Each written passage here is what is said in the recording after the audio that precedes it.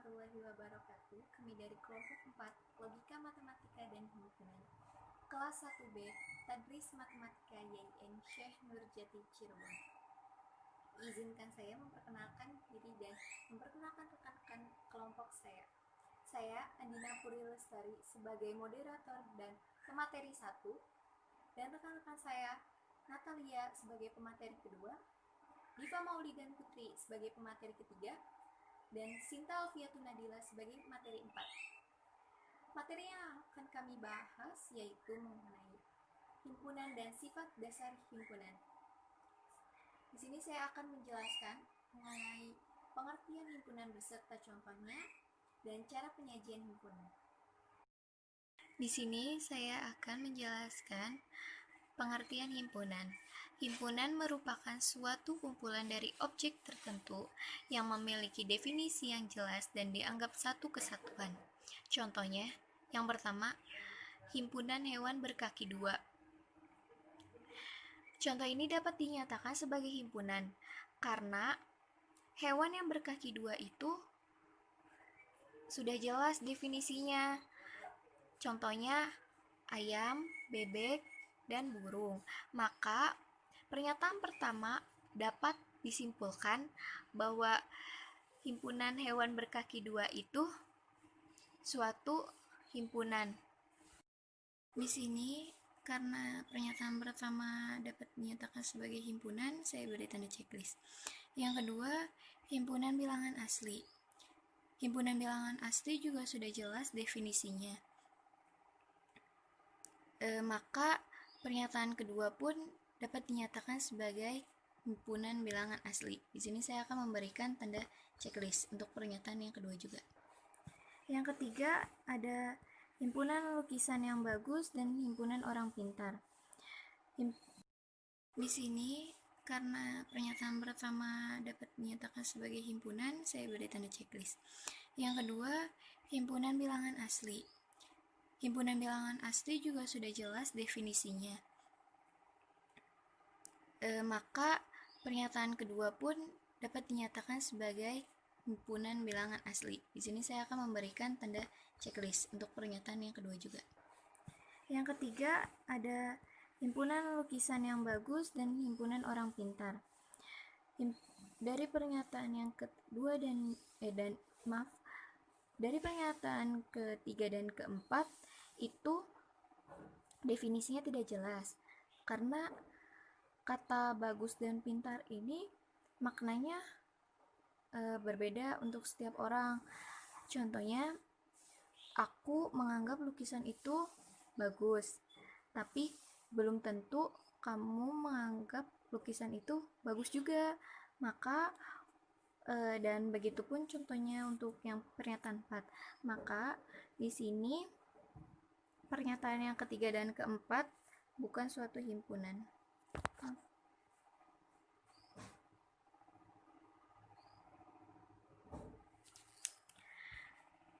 Lalu selanjutnya saya akan menjelaskan cara menyatakan himpunan.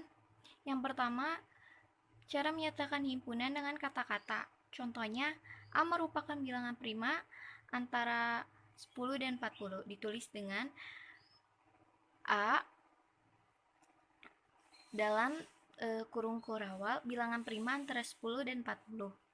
Yang kedua, cara menyatakan himpunan dengan notasi pembentukan himpunan. Contohnya, A merupakan bilangan prima antara 10 dan 40. Ditulis dengan A di mana X lebih dari 10, X kurang dari 40, di mana X elemen bilangan prima. Yang ketiga, cara menyatakan himpunan dengan tanda koma. Contohnya, A merupakan bilangan prima antara 10 dan 40.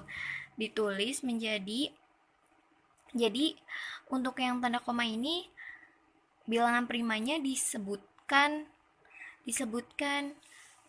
Jadi di dalam kurung kurawalnya itu bilangan prima antara 10 dan 40. Jadi kita sebutkan dan masukkan dengan tanda kurawal. 11, 13, 17, 19, 23, 29, 31, 33, dan 37. Assalamualaikum warahmatullahi wabarakatuh. Perkenalkan, nama saya Natalia dari kelas MTK 1B. Saya di sini akan menjelaskan tentang himpunan. Saya di sini akan menjelaskan tentang bagian dari subhimpunan. Jadi, subhimpunan itu adalah jika semua elemen dari A adalah juga himpunan B, maka A disebut subhimpunan dari B.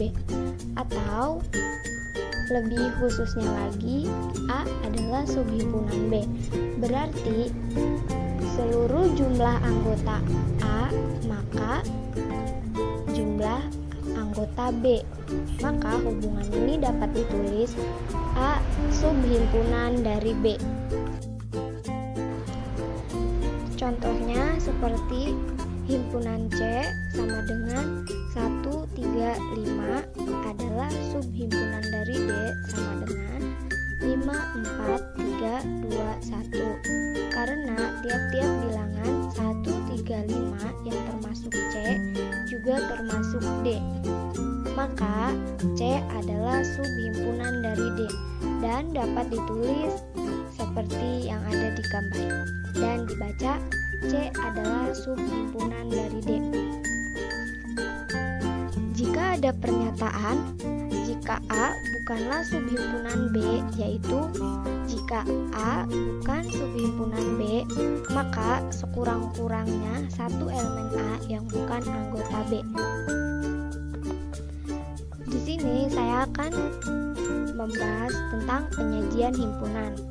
Ada banyak cara untuk menyajikan sebuah himpunan. Di sini saya akan menjelaskan 4 cara penyajian, yaitu yang pertama, mengenumerasi elemen-elemen, menggunakan simbol-simbol baku, menyatakan syarat keanggotaan, dan menggunakan diagram Venn. Yang kedua adalah simbol baku. Beberapa himpunan dituliskan dengan simbol-simbol baku. Simbol baku dapat ditulis dalam bentuk huruf tebal atau bold face yang sering digunakan untuk mendefinisikan himpunan. Antara lain yaitu huruf P adalah bilangan bulat positif. Huruf N dinyatakan untuk bilangan asli.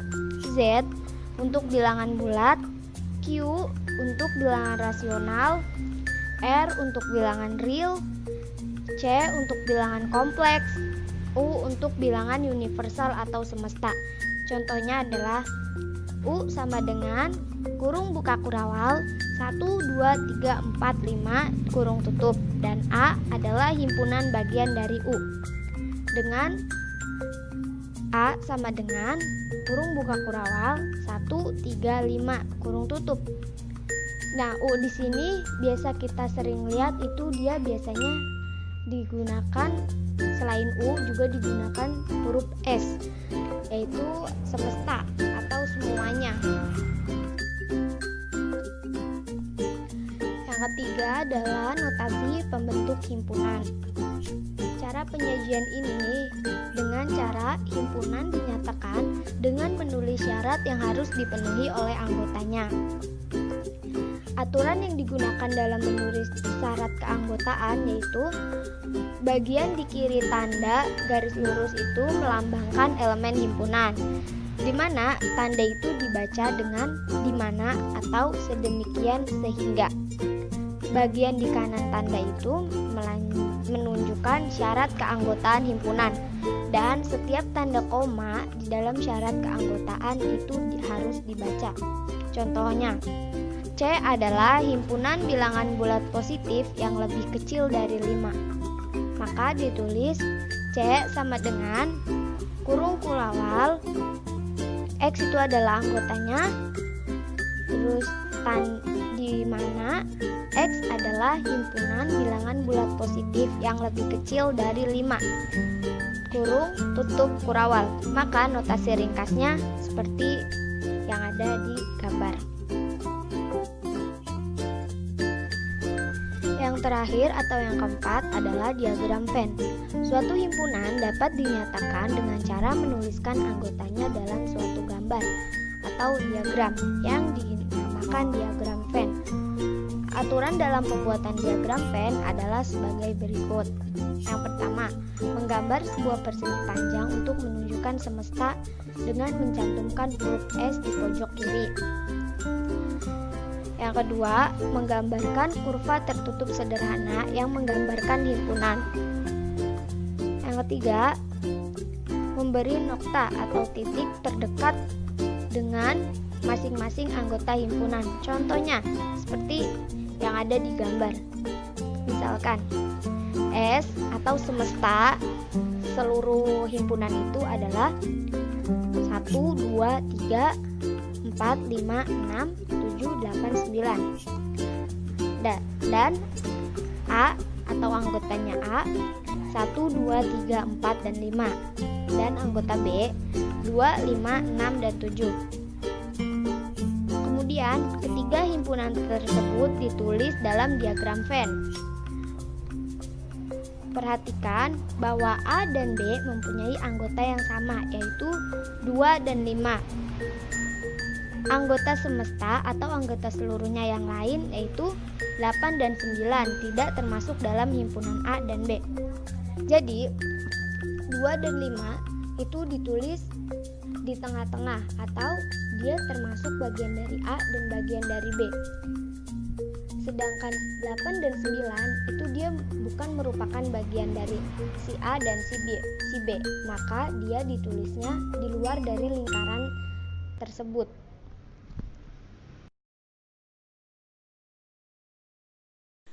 Saya Diva Maulidan Putri akan menjelaskan tentang himpunan hampa. Himpunan hampa biasa juga disebut sebagai himpunan kosong. Himpunan hampa adalah himpunan yang tidak mempunyai anggota. Himpunan hampa ditulis dengan notasi ini ya teman-teman. Contohnya sebagai berikut. Tentukan banyaknya himpunan anggota himpunan berikut. Yang nomor 1, himpunan E. Anggota himpunannya adalah nama hari yang berawalan huruf A, tetapi tidak ada hari yang berawalan huruf A, berarti termasuk ke dalam himpunan hampa. Notasinya seperti ini ya teman-teman. Kemudian nomor 2, himpunan E. Anggota himpunannya adalah siswa SD yang berusia 60 tahun.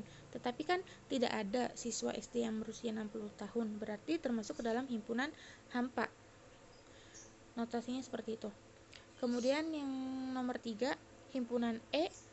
Anggota himpunan E-nya itu bilangan asli yang kurang dari 1, tetapi tidak ada kan bilangan asli yang kurang dari 1, berarti termasuk ke dalam himpunan hampa. Notasinya seperti ini. Kemudian yang nomor 4, himpunan E. Anggota himpunannya adalah bilangan ganjil yang habis dibagi 2, tetapi tidak ada bilangan ganjil yang habis dibagi 2, berarti termasuk ke dalam himpunan hampa. Notasinya seperti ini ya teman-teman. Kemudian yang nomor 5, himpunan E. Anggota himpunannya itu bilangan ganjil antara 1 dan 3, tetapi tidak ada kan bilangan ganjil antara 1 dan 3, berarti termasuk ke dalam himpunan hampa. Notasinya seperti ini. Kemudian yang nomor 6, himpunan E. Anggota himpunannya itu bilangan antara negatif 1 dan 1 ada, yaitu bilangan 0, berarti ini tidak termasuk ke dalam himpunan hampa. Notasinya juga di dalamnya itu ada bilangan 0-nya ya teman-teman. Nah, perlu diingat nih, menulis himpunan hampa atau himpunan kosong itu ya kosong kayak gini, bukan ada isi 0-nya. Salah kalau kayak gini dikatakan himpunan hampa itu salah kalau kayak gini nih. Karena kalau yang di dalamnya ada 0-nya itu mempunyai anggota 0, bukan kosong. Oke?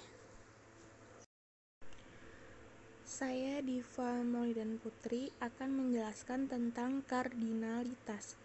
Kardinalitas adalah banyaknya anggota himpunan yang berbeda. Untuk menyatakan banyaknya anggota yang berbeda dalam suatu himpunan menggunakan notasi N. Contohnya sebagai berikut. Yang nomor 1, tentukan kardinalitas himpunan A, di mana anggota himpunan A yaitu huruf pembentuk kata cerdas. Berarti kardinalitasnya adalah C, E, R, D, A, S. Ada berapa teman-teman? 1, 2, 3, 4, 5, 6. Berarti kardinalitas himpunan A yaitu 6.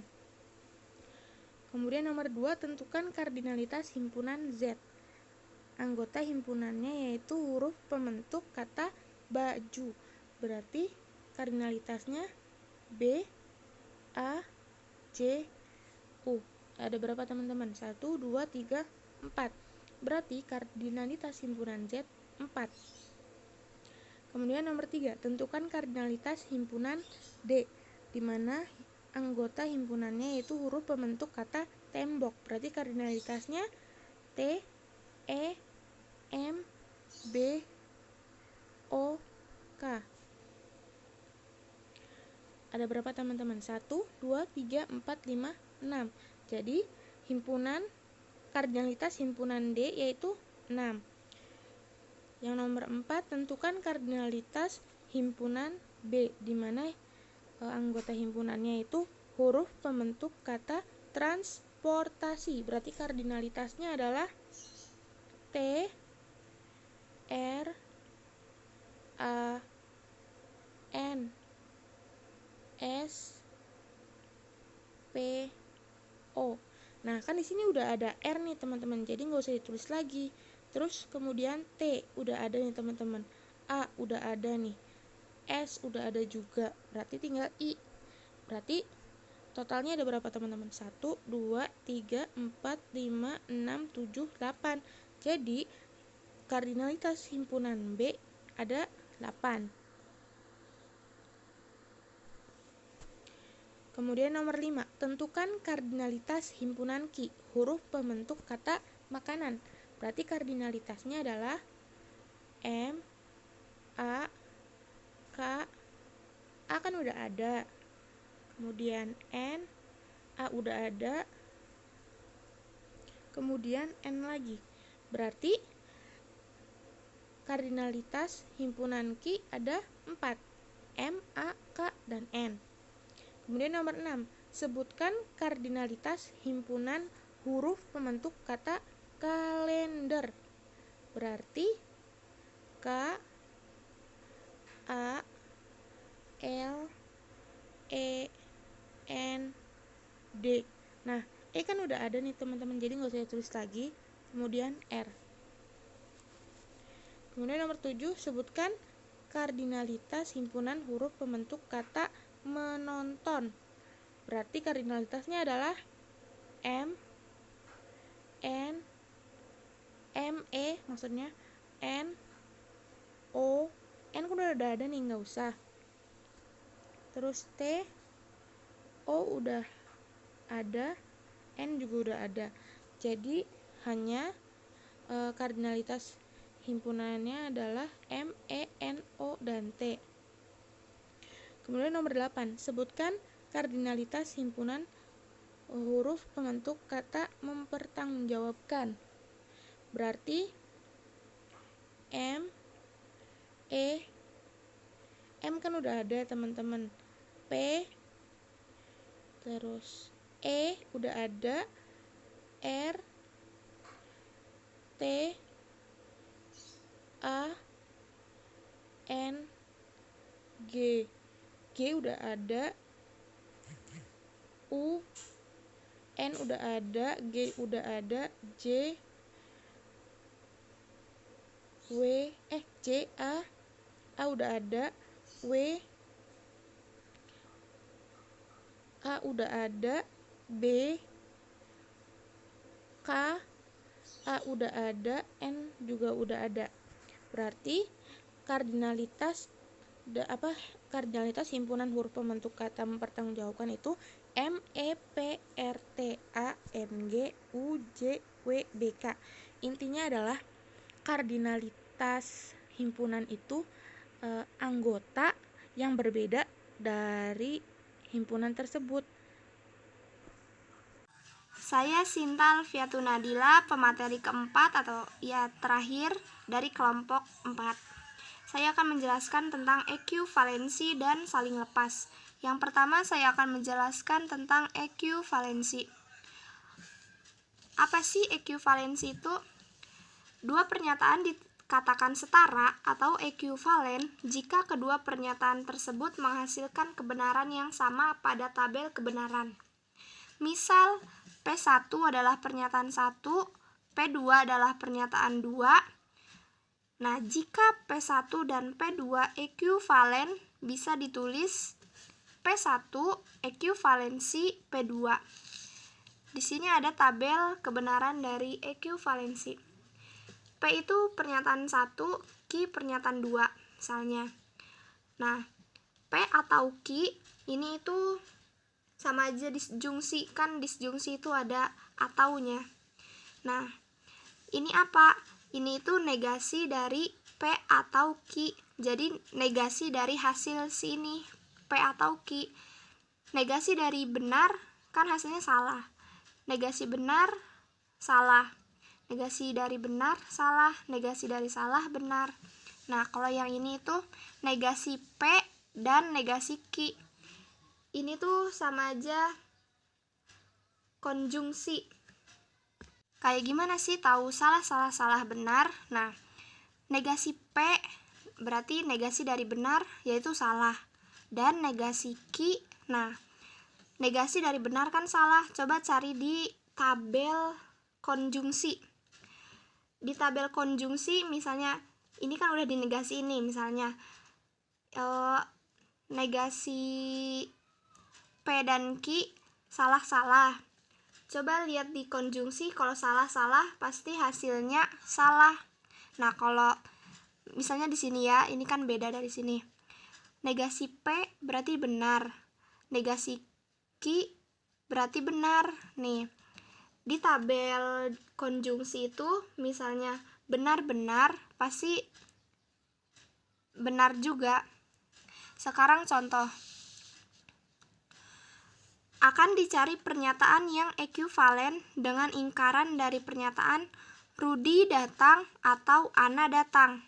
Nah, misalnya P ini Rudi datang. Ini si P dan Q Ana datang. Ini ya si Q. Pernyataan 2.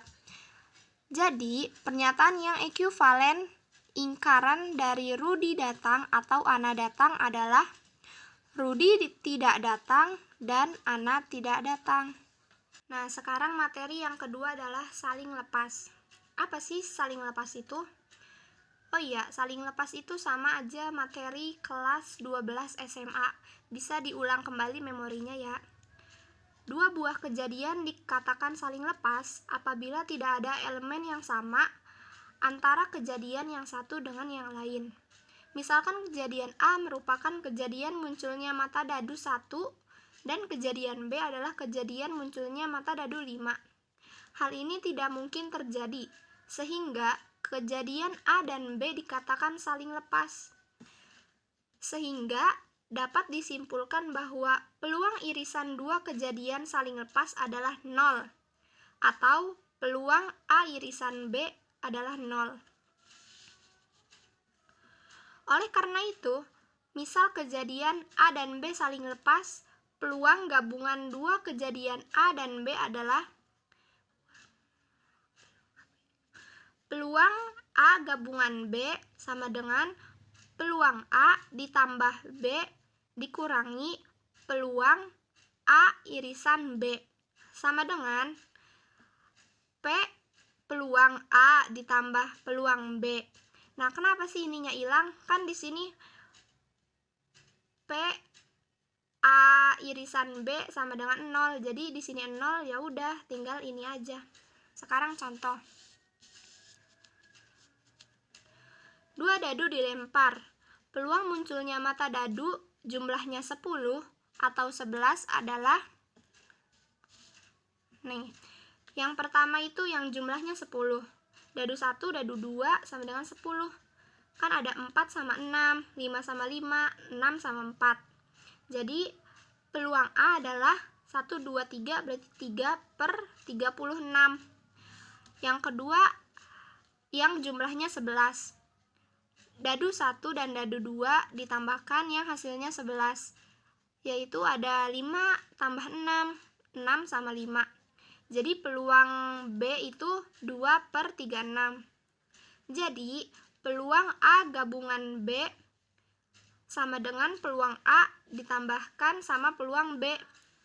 Tinggal dimasukin peluang A-nya ada 3/36 ditambah peluang B-nya 2/36 sama dengan 5/36. Terima kasih. Sekian presentasi dari kelompok kami. Mohon maaf bila banyak kekurangan kata. Terima kasih kepada rekan-rekan kelompok saya dan dosen pengampu mata kuliah Logika Matematika dan Himpunan Bapak Arif Abdul Haq serta audiens sekalian. Terima kasih. Wassalamualaikum warahmatullahi wabarakatuh.